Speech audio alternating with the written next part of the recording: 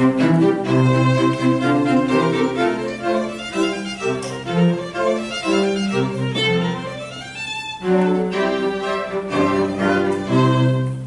Reynes, and I'm here tonight, December 13th, at Ascension Church to speak at a Casey meeting about a recent trip I took to Calcutta, India with my daughter. I live in Bowie, Maryland, and I work in D.C., Washington, D.C., and where I work actually nearby is a large church, St. Dominic, and this is in Southwest D.C., and I go to daily mass there, and the priest, the actual parochial vicar, is an assistant pastor.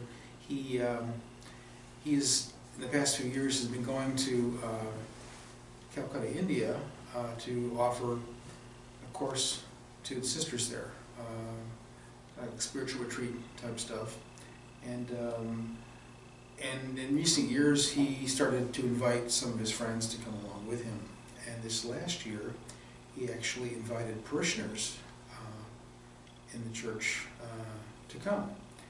And one day I was at Mass and I saw this flyer, and it just said Pilgrimage to India, and had a picture of Mother Teresa, and it just looked interesting. The price seemed to be pretty good. It was really inexpensive, so I thought, well, I'll give it a shot. So when I contacted the father about the trip, he sent me a very detailed overview of what's involved. Actually, I've got several here to hand out tonight to people. Thank you. That it details a lot about what's involved, the cost, what to expect when you get there, what you might have to do in preparation for the trip, and for me, it answered a lot of questions, but it probably raised my anxiety level in a lot of ways, because I had to deal with just make sure to get a visa, make sure my passport was up to date, inoculations, and then all the different possibilities of issues that we have there, like the water, things like that, and drinking water, food. So all those kinds of issues, those were kinds of things that I was thinking I had to think about. So when you start looking at these slides, and this is the second slide here, the issue of money was the first thing that I guess a lot of us thought about. And actually, by meant a lot of us, there were, in addition to the priest who went over there, Father Hyacinth is his name, there were 7 other parishioners, or people who were related to the church within the D.C. area, who agreed to come. And so then there was another friend of his from Chicago. So there were 9 of us total that went there from October 7th and 20th. And this slide here, if you can see it, it just indicates the cost of travel and the flight. The flight actually ended up costing us about $900, which is a very inexpensive round trip. And we had inoculations, and the lodging was really cheap because we ended up staying at a convent. I shall hear me talk about it momentarily. Food and water was pretty inexpensive too, but it was still a cost. So, all told, I took my daughter with me because I thought it'd be a nifty trip for her to come see a new culture and to volunteer. That was the whole point for everyone on this trip, was to volunteer to serve with the Missionaries of Charity, Sisters founded by Mother Teresa in Calcutta, India. So the volunteering aspect was the one thing that bound us all together. I didn't know any of these people except my daughter of the 9, and I really didn't know Father Hyacinth that much either. But anyway, by the end we were all friends, and it was a very nice time. Go to slide 2. Actually, slide 3. So here's our trip getting to Calcutta. Here's once you see the slide, you'll see there's a little group shot here of us in the airport in Dulles. We left on the Friday morning, the 7th of October. He wanted us to do that because he wanted to say Mass on Sunday when we got there. So we arrived late Saturday night, and when we showed up there after a stop in Dubai, the sisters were there to pick us up, and they actually, because this is the middle of the night and we would have difficulty finding where we had to go, they arrived in this oversized ambulance, and it was, from there they just put us all in there and took us into town. So it was very nice to have them do this, and that was my first exposure to the sisters. I'd seen them around Washington, D.C. from time to time, but I never had close contact with them a whole lot. And I found them to be just so nice, and just, they're, I think, a special breed of sister. And that was my overall experience with that. Going into town, the next slide here, talks about the focal point of the trip. The whole time we were in Calcutta, the mother house is where the sisters live, and they go out to the various apostolates around town. And in the mother house, actually, it was interesting because from where we stayed, we every morning would journey to the mother house, and that was our starting point of the day. And in the mother house, if you could actually see this slide here, there's a picture of the mother house itself, which you can see it's like several layers. It almost looks like a glorified apartment building inside.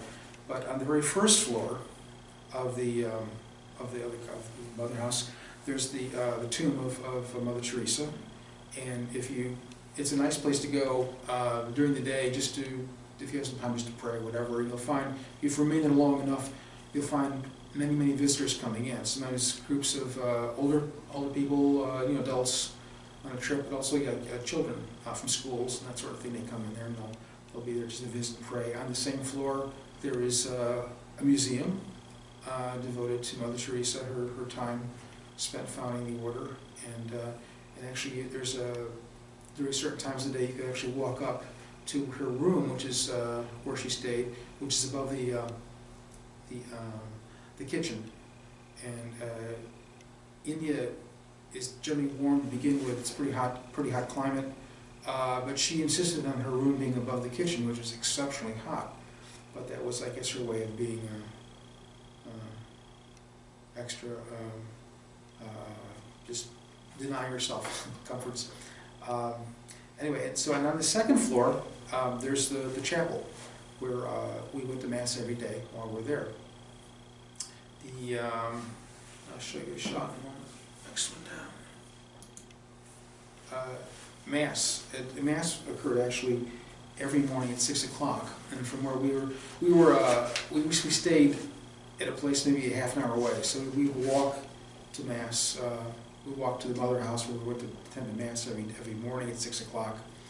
It was very nice to see the sisters all there, arrayed where they go. They had some pre-Mass prayers they would be saying, and then sometimes we'd see visitors like ourselves would show up and sit on the side, and they would have usually one or two priests who were there visiting, who would be saying Mass. And this was going on, so it was very interesting time. Everything was the typical Novus Ordo in English. And English was the language. You could probably get along very well, certainly with the sisters speaking English for the most part. That was never an issue. The next one here, slide 8. Here's another picture when you do see the slides of a nun praying at the tomb, and it was a sight that you would normally find either sisters or other people just praying alongside the tomb throughout the day.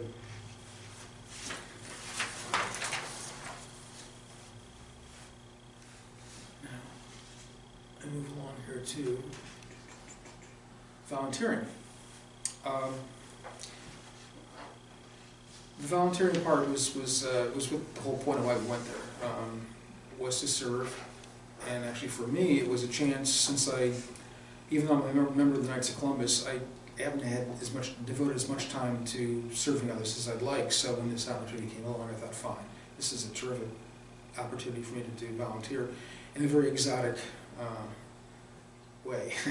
Actually, in terms of volunteering, the way this tended to work was that you would show up at the mother house, and after Mass, the volunteers, many of them did attend Mass, not all of them, they would show up and they'd go over to the volunteer room, and and then we have a short breakfast. The breakfast consisted of, if you looked at this slide here, of a chai tea, a piece of bread, and a banana. And that was supposed to hold you through the morning. So this particular photo has actually some wash being drying out. And there's a lot of very much like manual kinds of issues or things that we did, like washing. On my particular work, volunteering, I washed and I served. I washed clothes, I washed dishes, I served people in the home I was at, and waited on them, helped make beds, whatever needed to be done, you did. And the idea of volunteering was something that you just kind of fell into. It wasn't like they would take you over in a group and say, okay, now do this, do that. No, you just kind of insert yourself into the daily tasks of whatever's going on, and it would be done. So you just help out. If you just stood there and didn't do anything, you just keep standing there and wouldn't do anything, and that would be that. They'd ignore you. But if you were offering yourself, and the sisters would see that, they'd certainly take you up on your help. So that was an interesting thing to do. Now, typically, volunteering occurred in two shifts. There was a morning shift and an afternoon shift. Now, the idea was that you would work probably in the morning and the afternoon, but we found, actually everybody in our group found that the morning shift was long enough and the weather was hot enough that none of us really wanted to work in the afternoon. We did it when we arrived the first day, did the morning and afternoon shift, but after that, none of us did the whole day.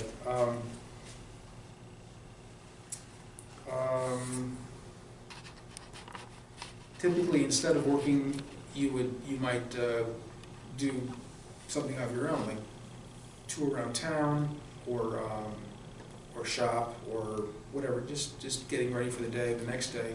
The kinds of things that you might even do: sightseeing, shopping. I've got some slides here which show. Here's actually after morning working at one of the places. There were a few places that the volunteers tended to congregate to, and here's a picture of actually everybody in our group, I think, with the exception of an extra person. My daughter is in the front there, and I'm in the back there towards it. But you'll see, like, there's maybe 8 or 9 of us around this one table. This one cafe that we used to go to a lot. But there weren't too many places in terms of finding American-style food or something that was agreeable to most of us. And sometimes we were daring and we'd actually found, Indian dishes and that sort of thing, but you had to be careful because water was something you always want to make sure you can get. A Western-style toilet was another thing you'd like to make sure you could find too. But it was just always an effort, I suppose, to find a place that was something that food was up to your standards. Let's try more. Okay, so besides, so here's some more. I got that right. Yes, this one again. Here's another series of shots of just the kinds of thing. In the lower left-hand corner here shows a shot of some of the volunteers. She is unusual, the woman in front, because she's an older person. I found I was probably one of the older volunteers there. I'm 65. Most of the volunteers there are youngish, 20s, 30s. They're mostly European. I found a few Canadians, a few Asians, a few Americans, mostly European. Many of them not Christian. They're there to volunteer because they feel it's worthwhile. And I thought that'd be very interesting. And also many of them, they might come there like we were very dedicated. We went there just for 2 weeks and we came right back home. Many people show up there and they'll be around for maybe, this might be part of their summer vacation or something, I think, but they'll show up for a week or two and then they'll go off someplace else in India or another country. Some of them with girlfriends, boyfriends, whatever. It was just very interesting, and the turnover as a result was pretty brisk. Every week it was a different sort of cast of characters that were volunteering, and that was interesting too, because you got a chance to meet a lot of people, And like I said, if you're looking at this particular slide here, the shopping and that sort of thing, and things you could do on the outside. This actually shot here this actually is the doorway to go into the mother house. It's an alleyway, and actually the mother house sits on a road, one of the main drags in India, and the Missionaries Charity owns several buildings along that side. They're not next to each other, they're kind of every so often, and that kind of light powder blue color is a giveaway to this is a Missionary Charity building. So you find those around sometimes. I was, well, let me just try a few more here, a few more slides. Okay, so we had a chance during our trip, the group of us, to go into sightseeing, so I'll just show you a few of those shots. This is actually 6 of us, my daughter, myself, and some other folks. Once again, I didn't know any of these people before. By the time we were finished with the trip, we were all very, very friendly. That monument looming in the back is probably the most famous landmark in the city. It's a Victoria Memorial. Queen Victoria was built for her, I think, in the 20s, long after she died. But it's a really terrific building. And the grounds around are very nice too. But we were there in October, and it was really, really hot. I mean, it was quite remarkable how hot it was. So I was just glad we were there in October, not September. Here's some more shots of just touring around town. This one here, is the botanical gardens. They've got these botanical gardens, these are lily pads down here. They're enormous. Just walking up here, and they have like the largest tree, I think, in the world. That was the first place we went to. Just, interesting things like that. This is an Indian museum, which has all kinds of typical kind of Smithsonian style artifacts, technology, fossils, we name it, they have there. And this other scene here is like a palace. There's like 4 or 5 palaces in Calcutta, which are very, as you can see, they're very colorful and very nifty. The next, well, actually, is it better? Yeah, here's the same palace. Yeah, it's really beautiful and elaborate. And people, I don't think we got a charge to go in there. It's open to the public. But so it's a lot of interesting things you can see, as you might imagine. It's a different world. Okay, here we are. Once again, this is everybody's in this. Yeah, except Father. Now, when we went there, Father was who arranged it. He was there to teach a course. Once we arrived there, I think we saw him twice in 10 days. He was there to teach a course to the nuns, spiritual retreat. So he had like 15 courses, I think, to teach on the Eucharist. So we just, once we arrived there, we never saw him again. So we were kind of on our own, and which was fine. We were able to work out this, going around and that sort of thing. But typically, to put us all together like this was unusual. We were usually off on our own, depending on where we were going. And actually, I'll talk about that in a second. The slides. Actually, if you were to go volunteering there, I talked a moment ago about the nature of volunteering. Just you show up and you start, just doing something, helping out with the sisters and what needed to be done. Well, prior to volunteering, you were supposed to go through what was called orientation. And orientation took place on the afternoons on Monday, Wednesday, and Friday. And you would show up with your passport, and you would speak to someone who, one of the nuns, or I think there's 2 in this picture here. The one here, she heads up the volunteers, and she's actually American from Indiana. And she's the heads up the volunteers, very efficient. The one on the right here is the other person that came with us. She's from Chicago. She's a friend of the priest, and she's actually discerning to be a sister. She teaches in a Catholic school right now. I think it might be just like 6th grade or something like that. But she's looking to become a nun in some order. So she wanted to check out the Missionaries Charity, and so she was doing that. She's a really nice person, you can imagine. So she was there, and she actually ended up staying in the same place we did, but she was off on her own a lot, doing actually meeting with the sisters sometimes to just talk to them about what the order was like.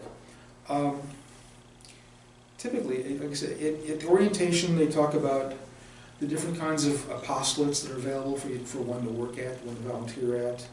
There are different locations. there's basically the various apostolates that one would probably work at. The most famous one, the one I actually worked at one day, and that was when I was working two shifts in one day, was the Home of the Dying. That's the very first one that Mother Teresa founded. That was probably the most memorable moment, the most memorable time I spent there, but I didn't, it was kind of far away to get to. It was, and it was just, I didn't want to work two shifts in a day, so I never went back there. But that was always a possibility. Home for the Dying. There's an orphanage not too far from Mother House that my daughter, she loves kids, so she went there and worked. There's also a home for handicapped children. I worked at the shelter for the disabled and the mentally handicapped, and that was actually, this scene here comes from part of that, because they have beds there, and they have a place for, this is for the women. This particular place it's broken up into male and female, and the volunteers are also male and female. They depending on whichever one whichever you are, you work in that particular part. And you would, this is where I was actually doing laundry, I was making beds, I was serving food, I was cleaning up, giving them water, food, cleaning up the grounds, anything that needed to be done, I would go into there and actually help provide people. And some people couldn't really feed themselves, so you ended up feeding them, like a child or something like that. So it was that was the volunteer situation.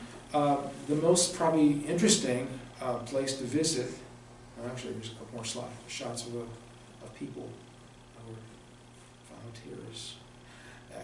Titigar is the most famous. This is actually the leper colony. And people didn't work there, but there was a trip that was organized every other week if you wanted to go on Thursday, which was actually the day off. The day off was on Thursday. It wasn't on a Sunday. It was the day off was on Thursdays. And if you wanted to go there, you would sign up, and I went there.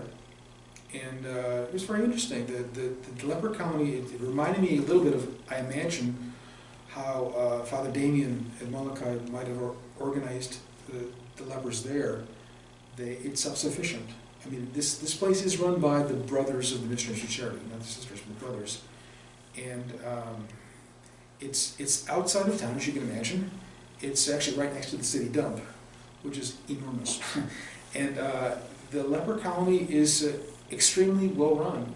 It's run, the nuts and bolts are run by the people there who actually either live there, or there's a few, like maybe I think 400 people live there who are lepers, or associated families live on the place, and then there's like another 200 people live nearby and come and just work during the day.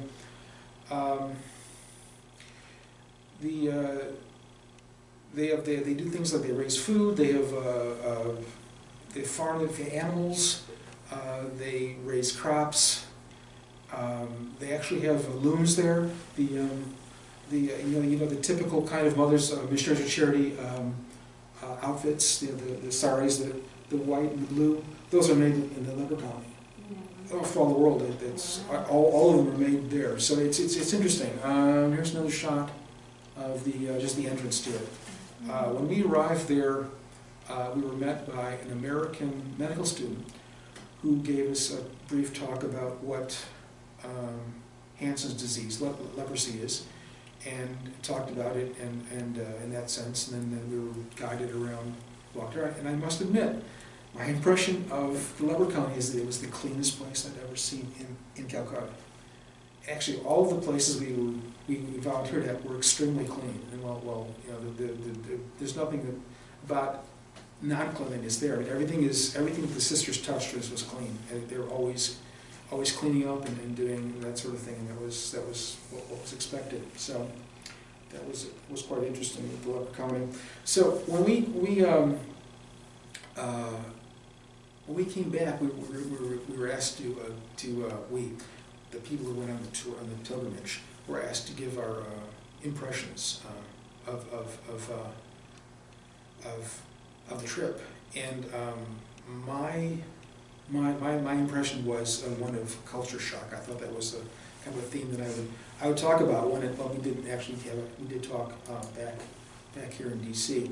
But actually, so I had a few things I wanted to talk about in terms of just the difference in culture between there and here.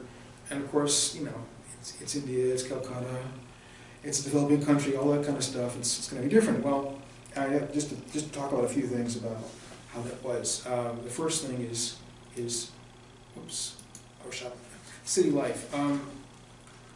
The city's huge. It's overpopulated. Actually, let me just read a little bit here. There's a little blurb here on this document that I handed out before. It talks about Calcutta itself. As a growing metropolitan city and developing country, Calcutta confronts substantial urban pollution, yes. Traffic congestion, absolutely. Poverty, overpopulation, and the logistic and socioeconomic problems. It will take you several days to adjust between jet lag and noise and pollution. So, we did arrive in October when it was cooler than the summertime, which was actually helpful. And I think as a result, the pollution wasn't quite as bad, but it was certainly all of that. It was noisy, and it was polluted, and there was a certain stench in the area, I must admit. People would burn their garbage like in the night before early morning. So when we walked from where we stayed, we actually, did I talk about that? I missed that one. Where we talked about where we stayed. Where we walked in the morning before we stayed to the mother house, you could see the garbage still kind of burning in some places on the street. So it was constant. So the kind of thing you normally wouldn't see here in the States or even in Western Europe is cows in some neighborhoods, because some people were Hindu. So the cows were around and they wouldn't touch them. Also, on the street, even on the street, the major street that the mother house was at, you'd see tethered every so often in these storefronts a goat. And I assume that was maybe for milk or something, but these goats were enormous and they were really big goats. They weren't your typical kind of little goats you find here. They almost look like llamas, small llamas. Like wild dogs you'd see on the street a lot of times. And there was a group of puppies that were right near the mother house for whatever reason. So animals, and then you'd find people,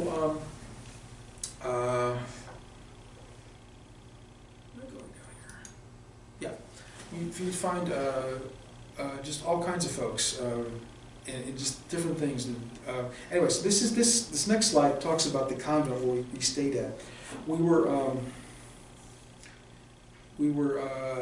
One of our people was able to arrange for us to go to live in this convent, which is about a 25-30 minute walk from the mother house where we started our days.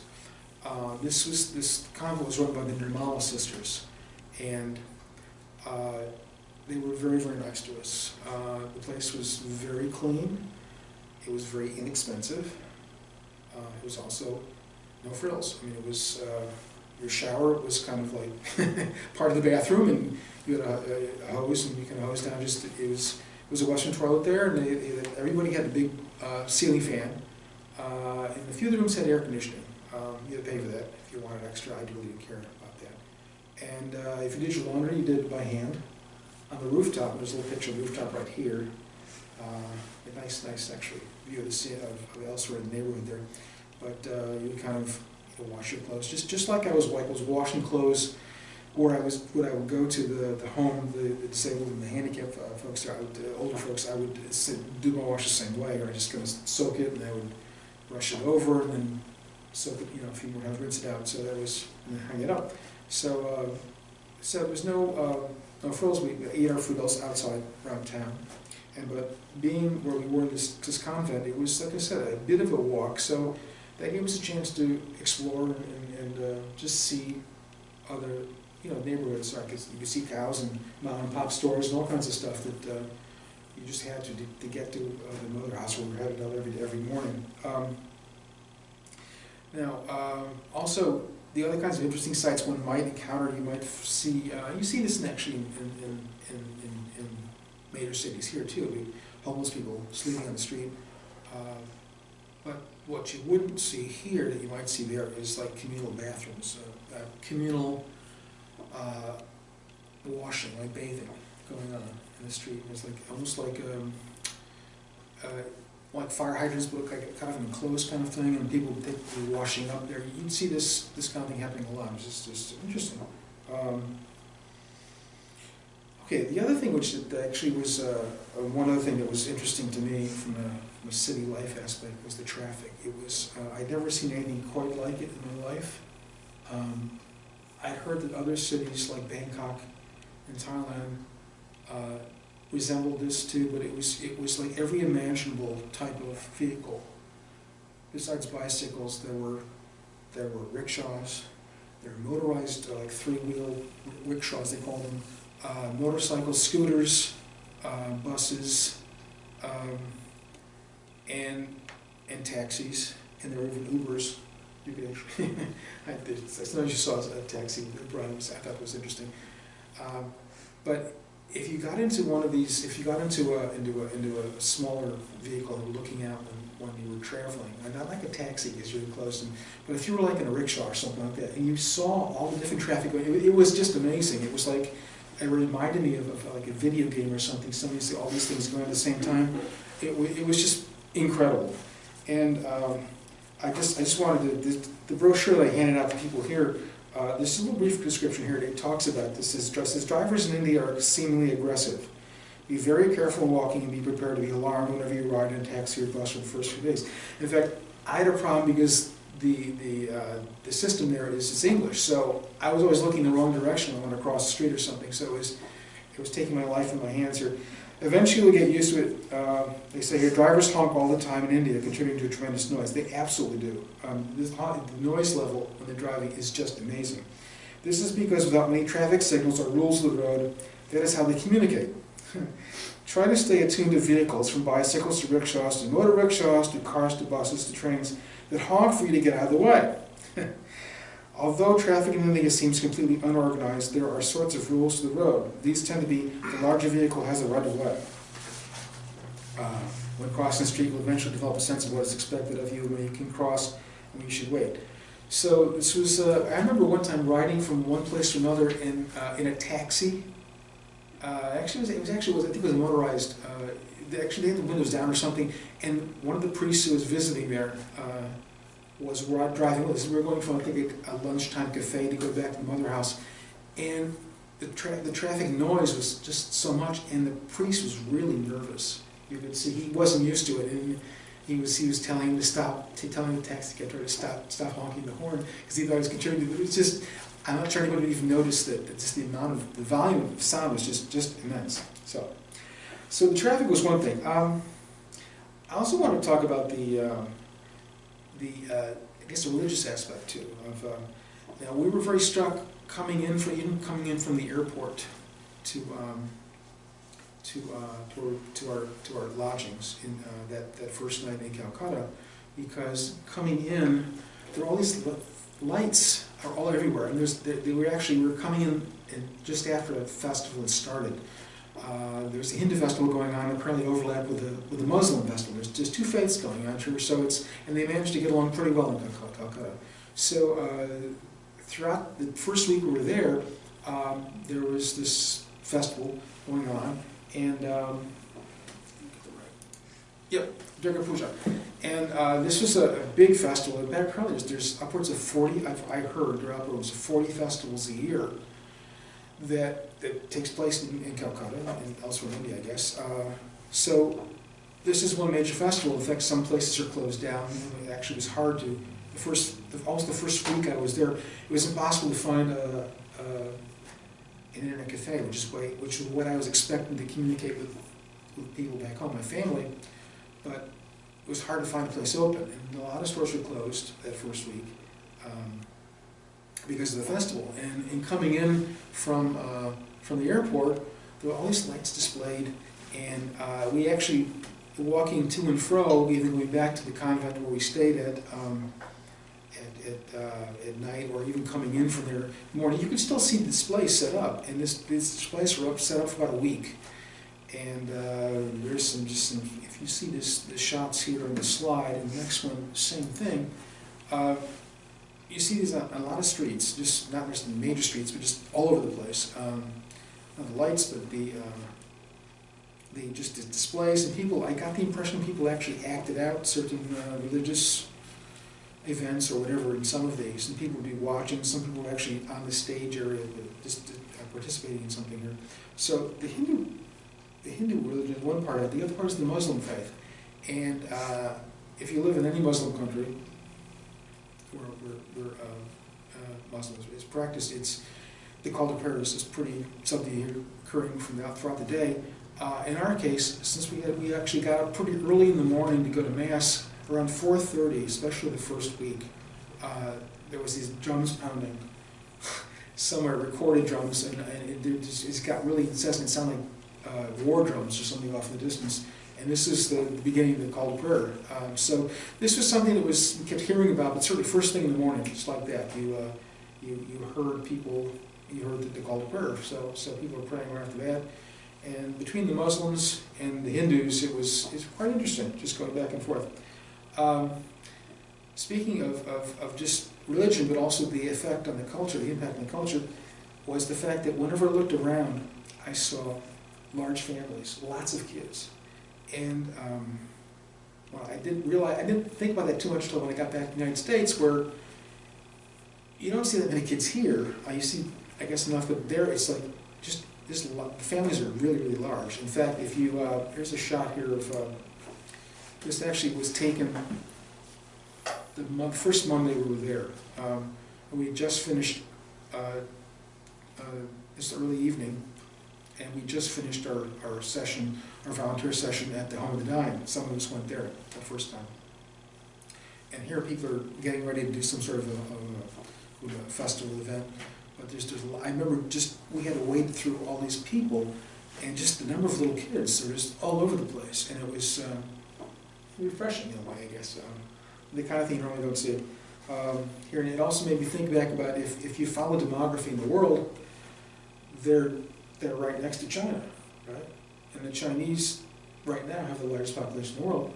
I think, I've heard that in 20 to 30 years, they will exceed the Chinese population. They'll be the most populous country in the world, just because they have large families, and the Chinese have been strapped with this one-child policy forever, even though it's changing a bit now, but it's not changing quickly enough. So that was one thing. Let's see what we have here. Poverty. Okay, that's certainly something you can't escape if you go to Calcutta. That's another aspect of the city. This is very typical. This is a large picture here, but in terms of poverty, just lots of garbage, lots of tenements, lots of buildings that are decrepit. I didn't see a lot of new buildings going up, but there's some of that going on. It's just probably not enough of it. So it's truly a developing country. And this is the kind of thing we saw either going from the Mother House to where this actually was quite near the place where I worked in the mornings with a bunch of other folks. It's just a very typical sort of thing. I've got a few other shots here of street scenes, social life kind of things. Just another aspect. This is the gal who actually put the slides together initially before I started adding to it. So she was actually on the street here having somebody put something, I don't know if you know what henna is, but it's just like a dye. Actually, the people there could put dye in their hands, and she was having her arms look like they'd been through something, like tattooed or something. It wore off after days, that was understood, but, and she was just always really friendly with people. And there's a shanty, like kind of shack here, a lot of shacks around there. Let's see, different kinds of food, vendors on the street selling vegetables. This is actually, one day we went out shopping, that actually the Mother Superior took of the convent where we stayed at, took the girls out, and the guys kind of hang around too, go shopping for saris, and actually I think they had a picture here. Yeah, this is what they looked like when they finished getting all their clothing. So this is the Mother Superior here. And this is the nun-to-be, the gal is discerning about joining a convent. And these are all the gals who were, there's our guy actually got it. But they were all in their saris decked out. So that's cool. Eventually we got back here, obviously, and we got back here, I think I mentioned this before, that we were asked to, the people who are in the pilgrims were asked to express, express their opinion or their thoughts on having gone to Calcutta. And so we did this at the church where the priest is, and we each had our own perspective. Mine was on the culture shock. I think I told you that's something that I felt strongly about. But many of the other folks had much more introspective, spiritual experiences relate, or just the way they felt about going there.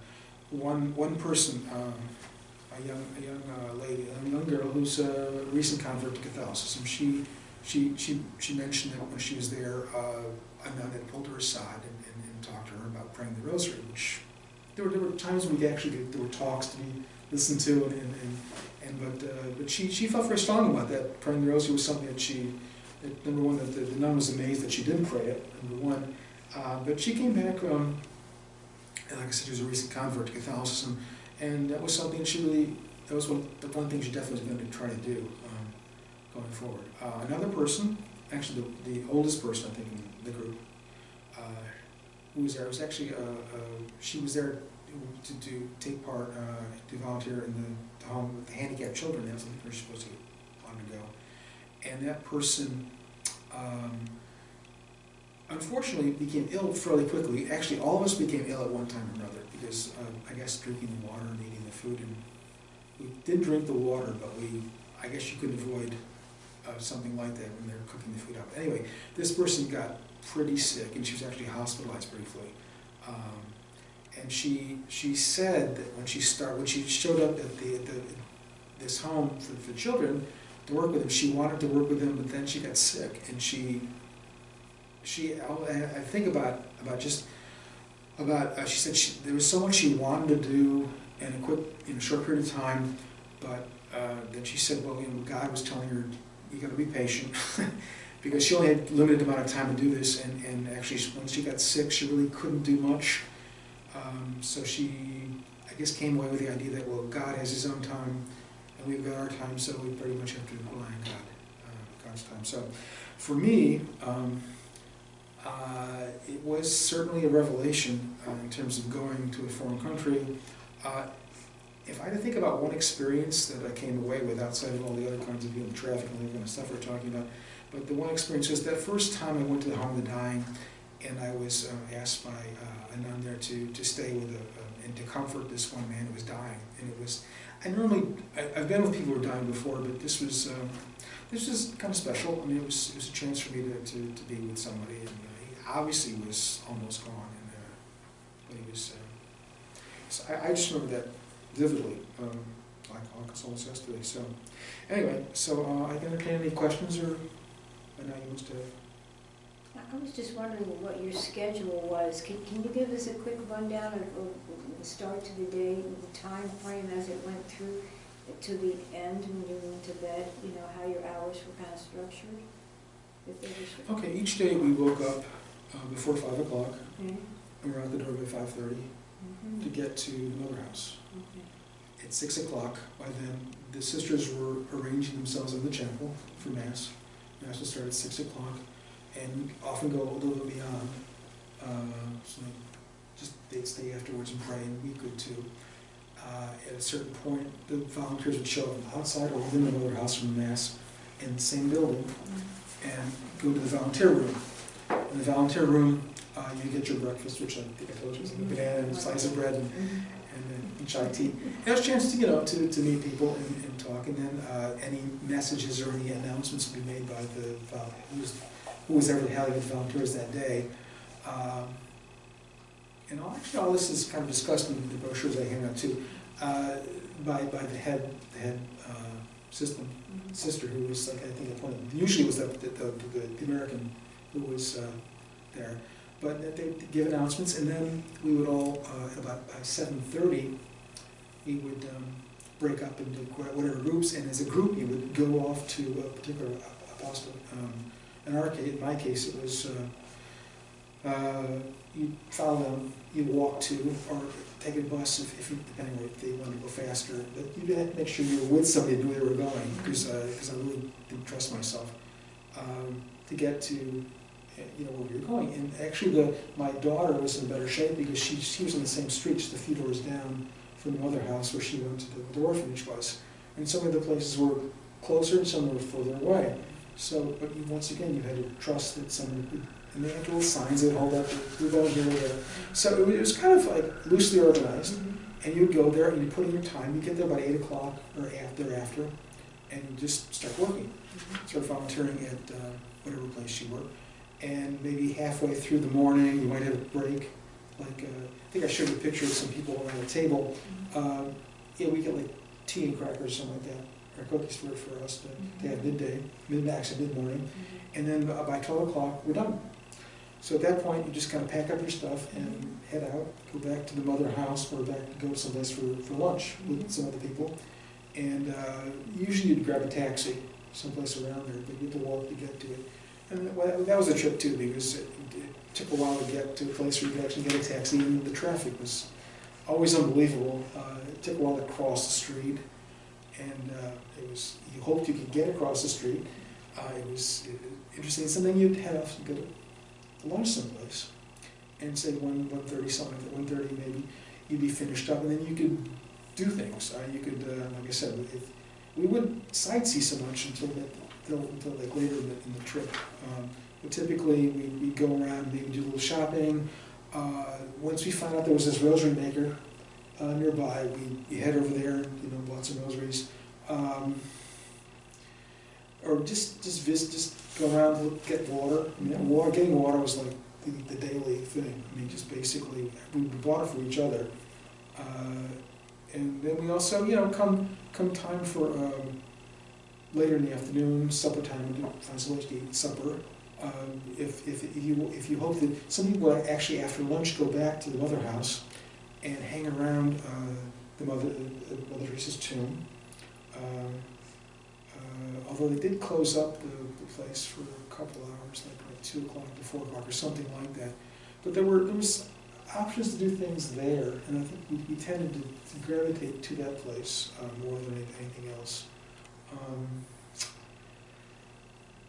There were actually, where we were situated out in the convent, there was actually right nearby, there was, I won't say a seminary, but there was a house there with, I guess, the priests were associated with the Mala sisters, and there was actually some young men who were studying to become priests there, and they actually could take mass there. So sometimes they actually had, they invited us over for talks there. Sometimes there were talks to be had at the mother house too. I mean, I heard some really good ones on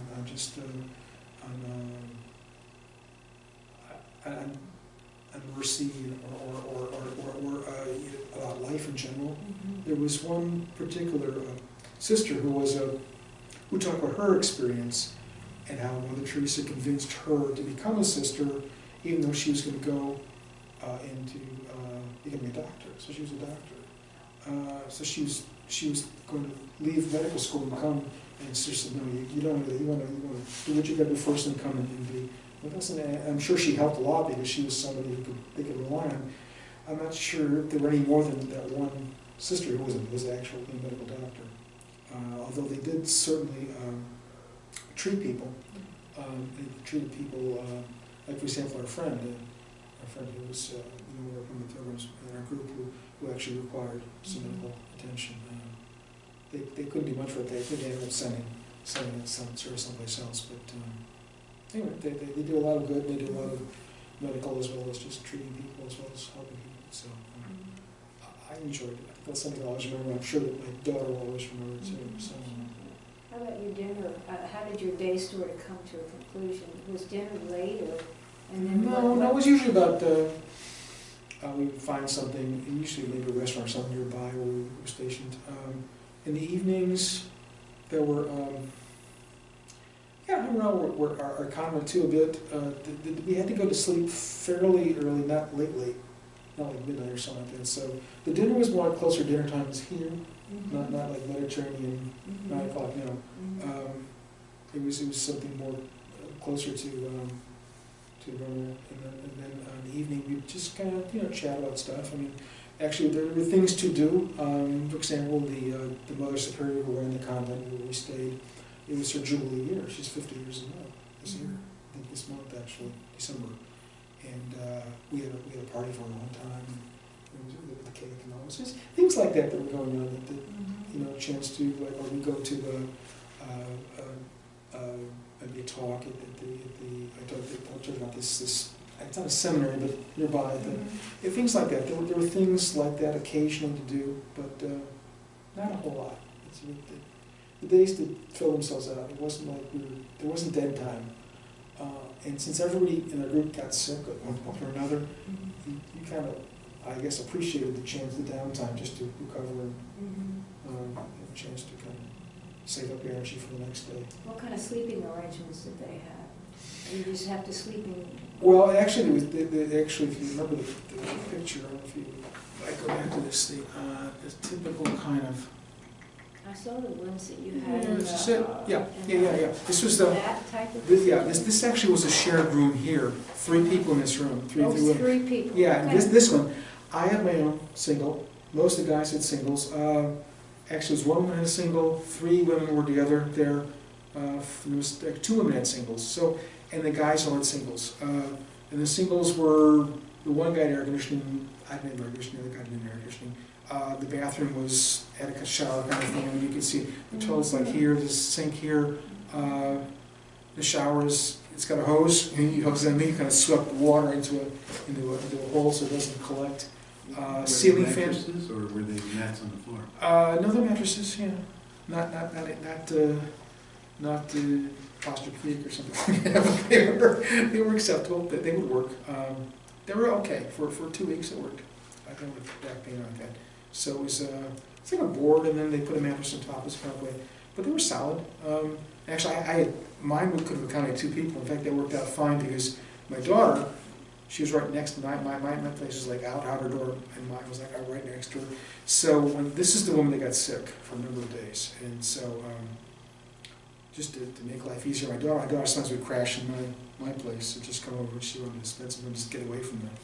Because the air conditioning was really high in that room. I think the older gal wanted the air conditioning.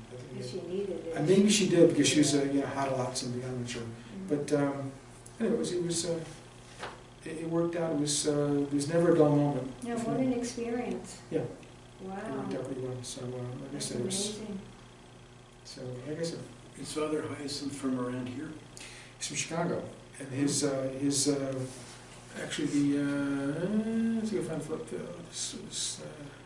his friend was this gal here from Chicago. He knew her, and he's from Chicago. He was up in Providence there, and then they came down to D.C.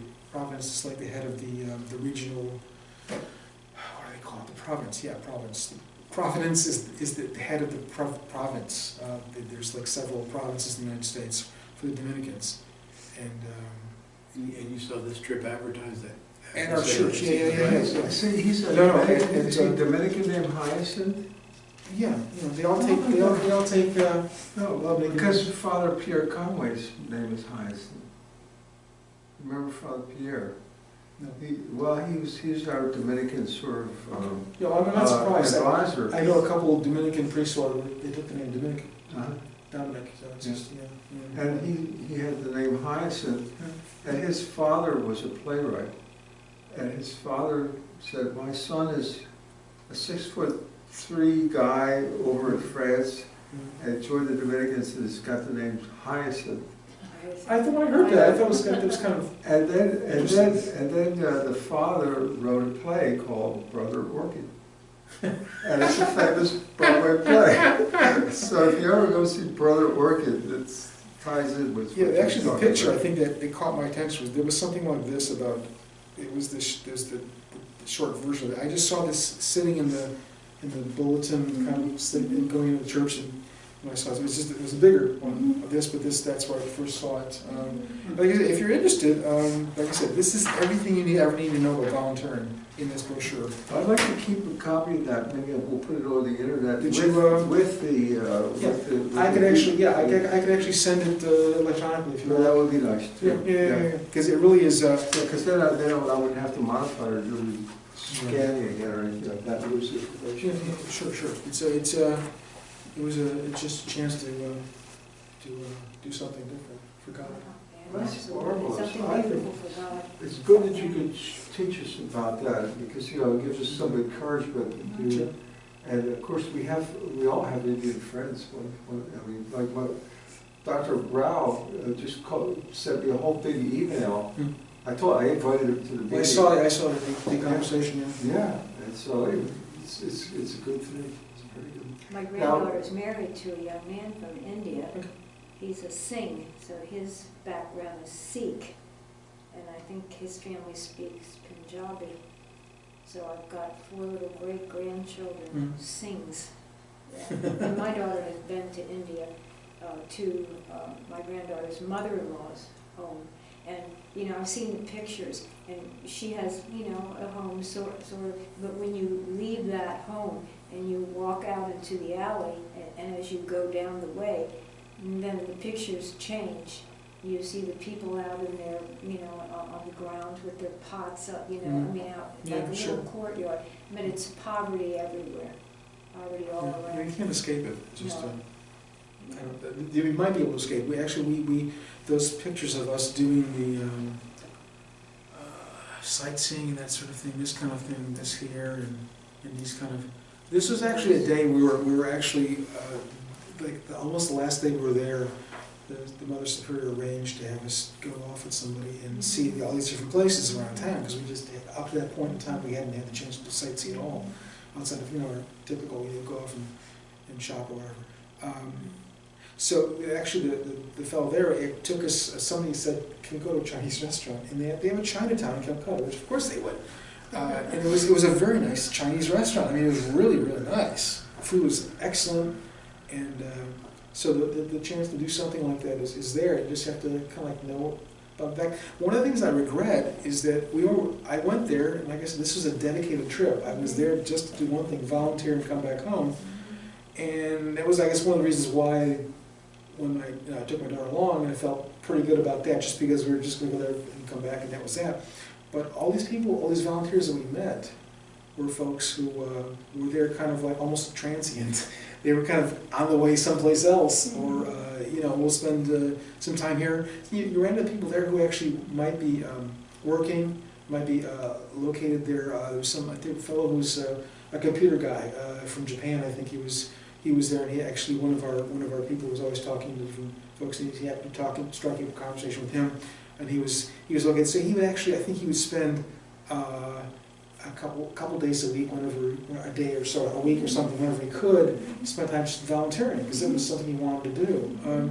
I'm not sure if he was Christian or not. In the scheme of things, for Mother Teresa, I'm not sure that really mattered. I'm Yeah, sure it really did not. She wasn't evangelizing no. in that sense. You know, and then if you see the movies before I went over there, I did see some movies and read a little bit about her life. Certainly something I always have respected. That's what's one. So when I saw the ad for why don't you go to this, I said, yeah, I'll think about that, just because I respected her so much. But just the type of person that showed up, you couldn't. There wasn't one type of person that volunteered. There were different types of people. But the notion that this was a worthwhile endeavor, yeah. But where they came from, who knows? I mean, there was actually a funny story about the sisters found out that there was, for some reason, there was a spike for a while in Japanese, not older, but you know, not young people, but older folks coming from Japan. And they found out there was some sort of agency that was using them. They would bill us as part of you see Calcutta, volunteer for the Mission of Charity, and so that they would pay these people, and they would bring them there to volunteer. So that was their way of using it as a way to as you know, just to fill out their trip to Calcutta, but as a voluntary kind of service oriented, which was not quite, I don't think, what Mother Teresa had in mind, but it was interesting. So it was, and I actually went over there was a couple days where there was some older Japanese women showed up, and the first thing I thought of was that when I heard about that, the sisters talking about that, there were certain things the sisters would say. That was one thing They also told us about be careful of beggars, because the professional beggars hung around the mother house a lot. So I must admit, it really tore me to pieces to not pay attention or to say no when people kept coming up to me asking me for money, and because it's hard to tell sometimes if somebody really needs it. Right. So it is what it is. So we were pretty much, I guess, schooled not to give, because we heard horror stories about some people that were, were taken advantage of, or were actually threatened, or even suffered bodily harm because they were generous initially. Yeah. So Yeah, I saw what you had in here about, they recommend this, wallets that are under your shirt. oh yeah, there are all kinds of things in that. It actually, I was like, my level of anxiety really peaked when I was going through this, trying to figure out. Well, I mean, they were talking about the bugs, the problem with bugs, and I was like really afraid of that. So we sprayed our luggage before we went. I bought luggage from Goodwill before we went there. It was only my luggage, and we sprayed it with this stuff that they mentioned there. But it's just to kill any insects that might get into your clothing. I mean, so they were talking about spraying the clothing, your clothing as well. But we decided not to do that because we really didn't need to. I don't think we needed to spray the luggage, but I mean, the precautions that they mentioned in this brochure is really quite, it's so extensive, it's overkill. But it was really quite, it was helpful. I mean, there was nothing I didn't prepare for, and maybe over-prepared in some respects, like I said. But I was very careful about that. And actually, I took advantage before I went there of contacting by email and then over the phone. My daughter and I spoke with a couple of people who had gone the previous year to there on the trip with Father Hyacinth, and they were very helpful too, because I had questions about this brochure. And for the most part, I was told, don't worry about it, don't be too concerned about this, that, or the other. I was concerned about, like I said, spraying the clothing and spraying the luggage. And even the shots. I mean, you can go overboard on the shots too. I mean, typhoid, yeah, because mosquitoes are a problem, possibly, but there was other kinds of inoculations you could get. But you didn't necessarily have to get those. They mentioned in the brochure, but you don't really need them, especially since you're staying in the city. If you go in the country, it's a different story. If in rural areas, you have other kinds of potentially problematic exposures. So some people still have people that have leprosy now? I thought that was, they treat them there, I thought that was solved with, what, nutrition or something? The way it was explained to me there, it's bacteria. And it's solved by a battery of antibiotics. Okay, when people are first contract the bacteria, they're not really aware of it, and the nature of it's not like suddenly you wake up and suddenly your fingers in. It's kind of like over time.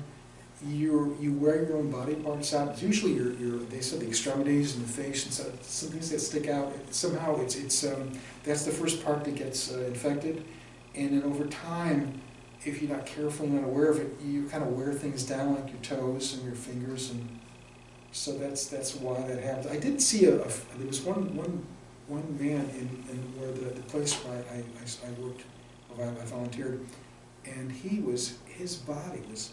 His face was riddled with these, it almost looked like a fungus on a tree. Sometimes you see like layers of and that's what his face looked like. I don't know what he was suffering from, but it was. Well, I'm not sure how much he was suffering, but his face was just covered with his whole body was covered with these sores, or whatever they were, the skin condition. It was, but When you were volunteering, did you have to be careful not to touch him, or did they explain that it was not? No, that was never an issue. Contagious? It was never an issue. He was around all those other guys. I didn't think there was a problem. He took water, took food, whatever he was doing. Just look at the time. So, Okay. I think it's wonderful, this talk, and I hope the slides work out with who's watching this. I think they were very good. I want to thank you for coming to our meeting. My pleasure. And think Thank you about very Just much. bursting with information. I think Thank you it's very much. delightful and, and also very inspiring, because India is a very important country for the world right now. Very I think so, important. yeah. Very important. Yes. Of course, Mother Teresa is very important. She just got That's canonized. right.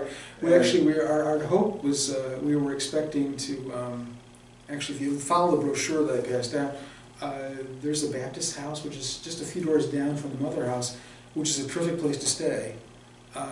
But when we tried to find a place to stay in Calcutta, it was booked up.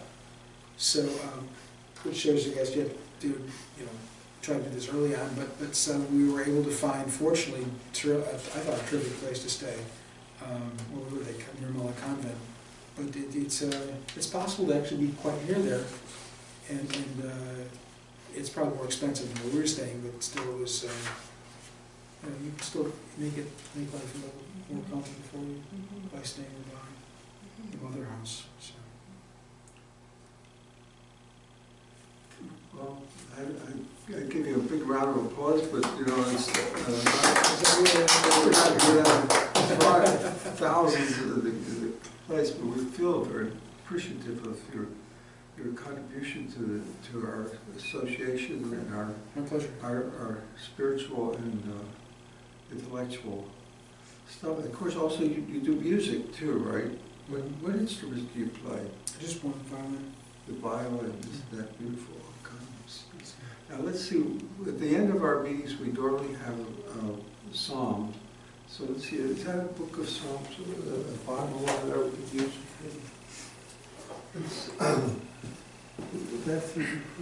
Here's the Bible. That's what I thought. The verse, yeah, we could choose a psalm and read it for us if you would.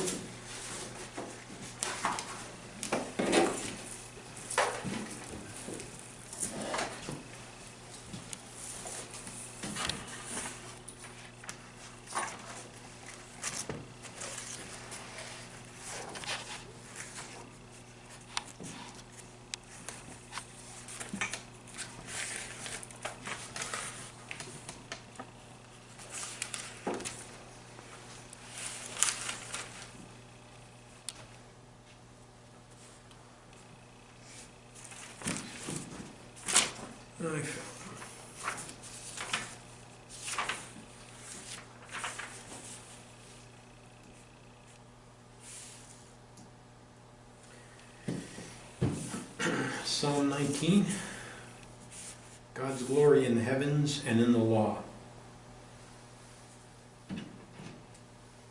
For the leader, a psalm of David. The heavens declare the glory of God, the sky proclaims its builder's craft. One day to the next conveys that message, one night to the next imparts that knowledge. There is no word or sound, no voice is heard. Yet their report goes forth through all the earth, their message to the ends of the earth. God has pitched there a tent for the sun. It comes forth like a bridegroom from his chamber, and like an athlete joyfully runs its course. From one end of the heavens it comes forth. Its course runs through to the other. Nothing escapes its heat. The law of the Lord is perfect, refreshing the soul. The decree of the Lord is trustworthy, giving wisdom to the simple. The precepts of the Lord are right, rejoicing the heart. The command of the Lord is clear, enlightening the eye. The fear of the Lord is pure, enduring forever. The statutes of the Lord are true, all of them just. More desirable than gold, than a hoard of purest gold, sweeter also than honey or drippings from the comb. By them your servant is instructed, obeying them brings much reward. Who can detect heedless failings? Cleanse me from my unknown faults, but from willful sins keep your servant. Never let them control me. Then shall I be blameless, innocent of grave sin. Let the words of my mouth meet with your favor. Keep the thoughts of my heart before you, Lord, my rock and my redeemer.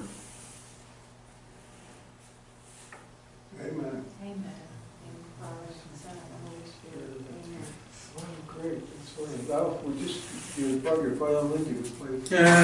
I brought a CD up.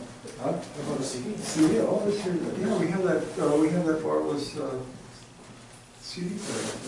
And we have some food too. So this is the, I got this, there's any string instruments on there. I might be playing that, but, so I play this group of Christmas and Easter. So that's it. Oh, so this is Sure. this is his, Are we off camera? I don't know.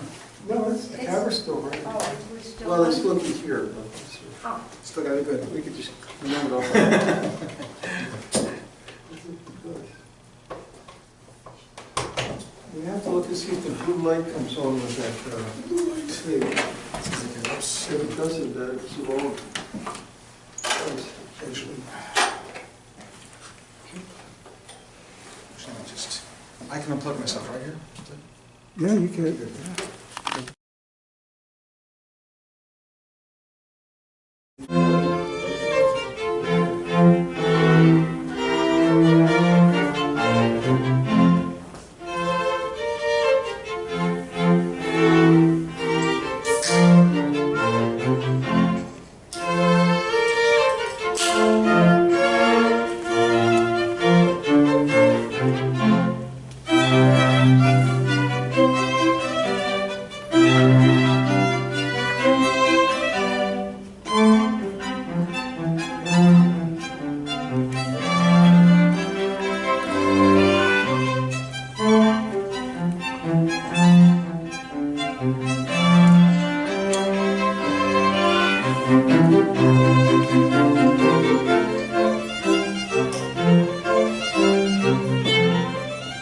oh.